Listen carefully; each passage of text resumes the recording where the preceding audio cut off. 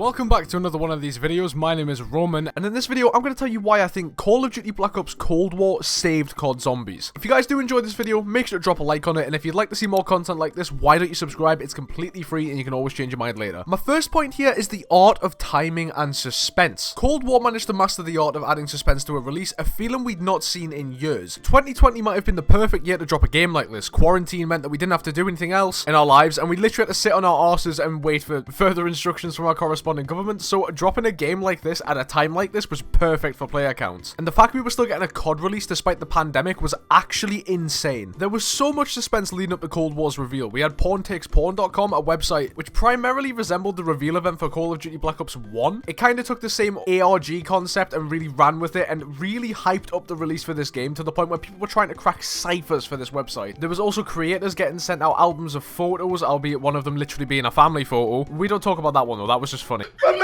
My man John just got a family of 4, bro. Another family. Dude, he got sent them. But these photos corresponded to parts of the game. It was honestly such a cool time to be a COD fan. Due to this resemblance of Black Ops 1, people really thought that this year they were going to go back to their roots with the Black Ops franchise. No more jetpacks, no more fluff. And honestly, revealing it in Warzone for the initial reveal was probably one of the best ways they could have done it for the time. The reveal trailer was genuinely one of the best reveals for a COD game we've seen since Black Ops 3, with its choice of music being painted black. This time around it was Blue Monday, and oh my god, they went all out for it. It might just be because I'm British though, but that song choice was just on point, bro. To summarize, Cold War had created the most hype for a Call of Duty game since what people would class as the golden era of Call of Duty, and Zombies was still yet to come into the picture. And this, in my opinion, is where Cold War really shined, and that was returning to form. Like I mentioned previously, it was very clear from the beginning that Treyarch really wanted to return to form with this game, from even just the time period set. Once the Zombies reveal trailer finally dropped, we finally got an idea for what we were in for once the game dropped. The original perk system was back, the mystery box, and a bucket full of brand new, and in my opinion, amazing implementations. The weapon rarity system was arguably one of the best decisions, allowing any weapon to essentially become as powerful, if not more, than a wonder weapon with the combination of AATs. The Ethereum crystal system on release was basic, however offered a reason to get in and grind on the game to level up your character, similar to an RPG game. A whole new alternative to just dying to ending your game knowing as exfilling was also unveiled, boasting higher Ethereum rates once completed successfully. It was a better way of finishing the game instead of just dying. It felt a little bit more fulfilling. In addition to this, DLC right from the beginning was branded as free for the first time. This was amazing news as it meant that player satisfaction and enjoyment wasn't locked behind a paywall each time they wanted to play a new map. A new health system was introduced, actually taking a leaf out of COD World War II's book and creating an armor system alongside your traditional juggernaut. This would also be the same place where you upgrade your guns to different rarities using low and high grade scrap. The perk limit was also removed, making the game far more easier, and this arguably could be considered why Cold War was seen as mid because of its really low skill floor. But at the same time, I feel like removing the perk limit was just amazing because I'm one of them types of players that actually really likes being overpowered. You shouldn't be giving a zombie a competitive advantage, so for me this was a good thing. The whole scrap system introduced zombies now dropping things like itself, i.e. scrap, that could be spent on score streaks, grenades, or other bits of equipment. The zombies also dropped this kind of stuff, so it was really a 50-50 on what you wanted to do. You could just wait to get it from a drop, or you could go and do it yourself with scrap. Although yes, returning to its roots, the game now had its own identity, and with kicking off with its map cycle with D Machine, arguably the best starting map we've had since Shadows of Evil, it was a perfect opening to the Dark Ether storyline, and honestly,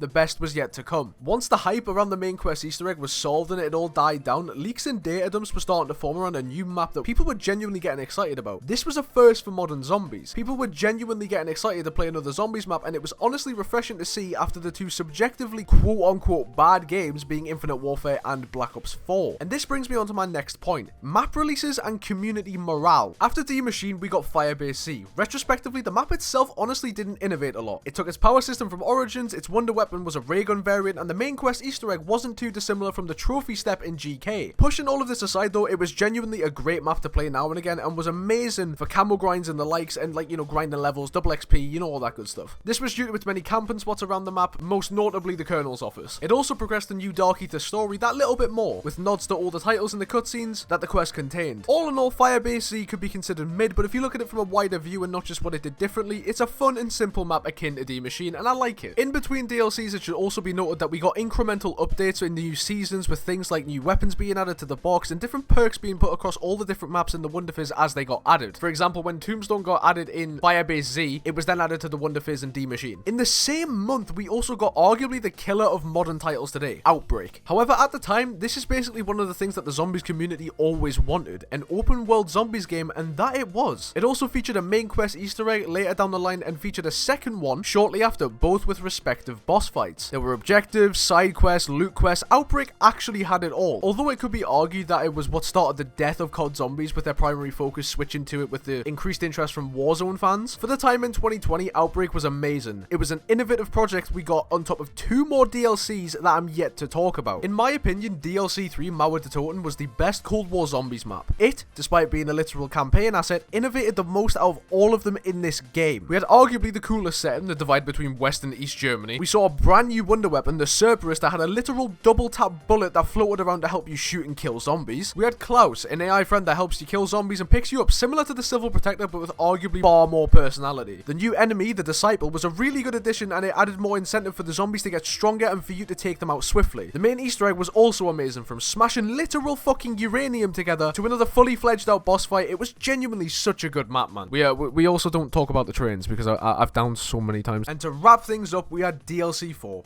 Forsaken. For a story that had only begun in the same game, it actually felt a bit sad to see that we weren't going to see the Dark Eater storyline until at least 2024. It introduced a new Area 51 styled starting room that was timer based instead of round based. Honestly, this alone added so much replayability to the map because there's times that I've booted up Forsaken and stayed in the starting room to like round 35. It gives the player that little bit more choice as to what playstyle they want to play. If they want to jump straight into a high round without, you know, actually like cheating, they can just stay in Area 51 and just, you know, run trains with Ring of Fire and stuff. It's really, really cool. An amazing wonder weapon that have been the Dark Ether Axe named the Chryssal Axe. The return of the Margwa now being dubbed the Abomination that can run on 4 legs now, which was absolutely insane seeing it come out the portal for the first time when you're going up to the headquarters. And a final boss that genuinely felt rewarding and fulfilling, unlike the likes of Revelations and Tag the Toten with just literally pressing X on a fucking book or ether device. Even past its DLC cycle, the game still offers countless hours of replayability and offers all of this content for the game's price alone, which right now, if you wait until winter sales, will float around 15 quid, which is about $20 US. So much thought was put into the game, and honestly to this day I still go back and play it because of its content and how like accessible it really is. And that brings me on to my conclusion. Cold War in summary was an amazing game for its time and right now. I always try to have a positive outlook even on bad games, but honestly the only thing that I could really fault with this game was its incredibly easy gameplay. But even then, that's not even necessarily Treyarch's fault. The more you add into zombies, the more ways you're going to find to kill them. Some of them being ridiculously easy, like sitting on top of Noctur and Toten and D Machine and spamming the DIE, or actually running a train without armor. You can make Cold War 10 times as difficult if you hold off upgrading your gun, don't buy armor, limit yourself in what you buy in perks, etc, etc. The world really is your oyster with this game, and I genuinely feel like if I had mod tools, it would have replaced Black Ops 3 for good. Alas, it didn't, but what it did do in my opinion was revive COD Zombies perfectly. From arguably the lowest point in zombies up to now, literally booming with success after the first year, Cold War marked a new chapter for Call of Duty Zombies. Some bad and some good. But the game will forever remain in people's minds when they think of modern zombies, and I truly believe that's a good thing. With all that said, thank you guys so much for watching this video. If you did enjoy it, make sure to drop a like on it, and if you want to see more content like this, why don't you subscribe? It's completely free and you can always change your mind later. With all that said, I'll see you guys in the next one.